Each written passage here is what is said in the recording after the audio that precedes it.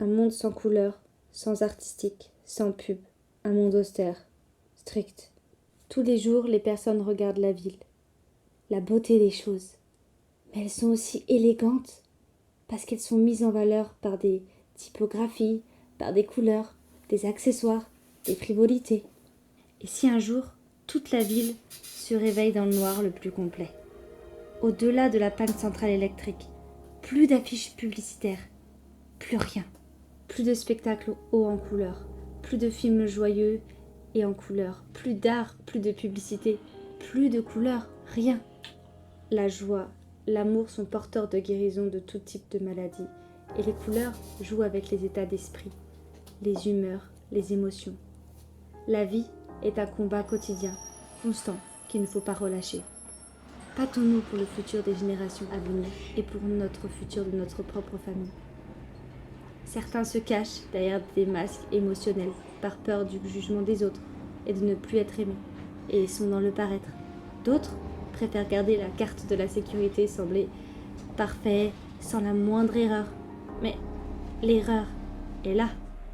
L'erreur permet d'avancer. L'erreur permet d'être soi-même, authentique, non?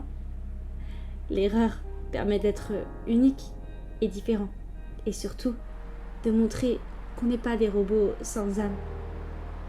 Que préfères-tu être?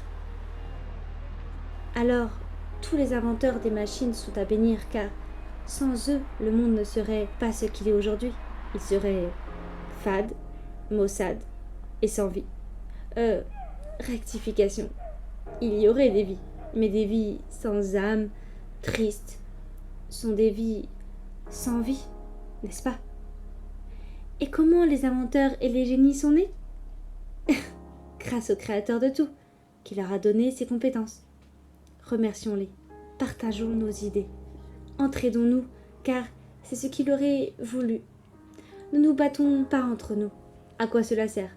À créer plus de maladies? À rendre malheureuses des familles? Est-ce le futur à laisser derrière nous?